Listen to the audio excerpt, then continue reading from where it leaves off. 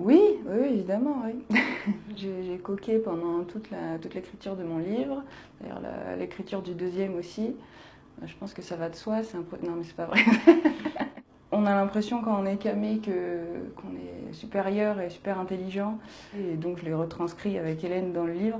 J'avais vraiment l'impression d'être supérieur et d'être aux portes de la perception, comme d'autres auteurs ont appelé ça comme ça. Et non, je pense que c'est vraiment une idée qu'on se fait, ça, parce que j'ai vu des dessins de mecs qui étaient camés, enfin, qui ont fait des trucs, mais c'est complètement, déjà c'est glauque, et puis c'est sans queue ni tête. Hein, je pense vraiment pas que ça ouvre la créativité. Bon, après, je me trompe peut-être, mais pour moi, le côté la drogue ouvre des portes et ouvre, enfin, voilà, ouvre des portes au cerveau et tout ça, pour moi, c'est de la pure connerie.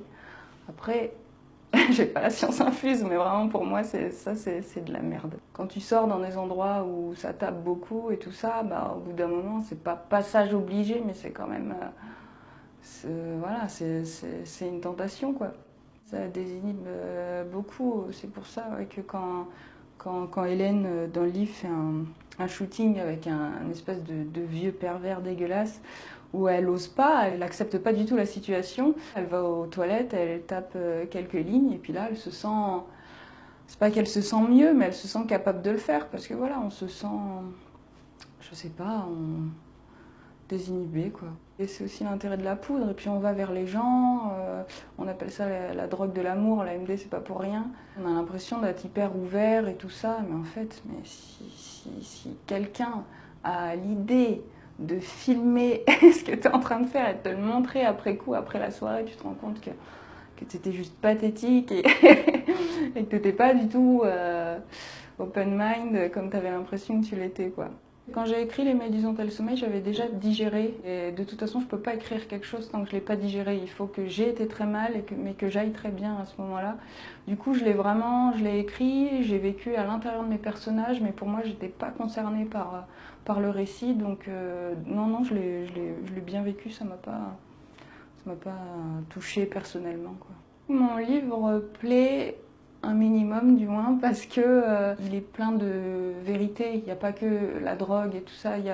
C'est vrai que c'est hyper réaliste et qu'il y a beaucoup de gens qui peuvent s'y reconnaître. Je suis toujours contente quand on m'écrit, mais c'est vrai que quand je reçois des mails ou des courriers de gens qui me disent félicitations, t'en être sorti et tout ça, les gens voient que le témoignage et ça m'agace parce que je suis pas juste une ex-camée, je suis aussi une écrivain et j'ai un autre livre qui arrive bientôt et j'ai pas envie qu'on me colle cette étiquette.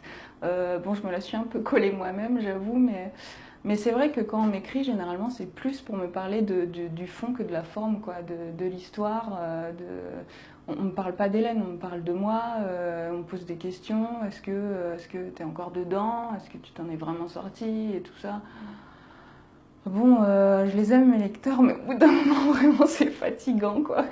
Au bout de 2 ans, j'ai plus envie qu'on me voit moi à l'intérieur du livre. J'ai vraiment envie qu'on voit mon personnage, j'ai envie qu'on voit mon écriture.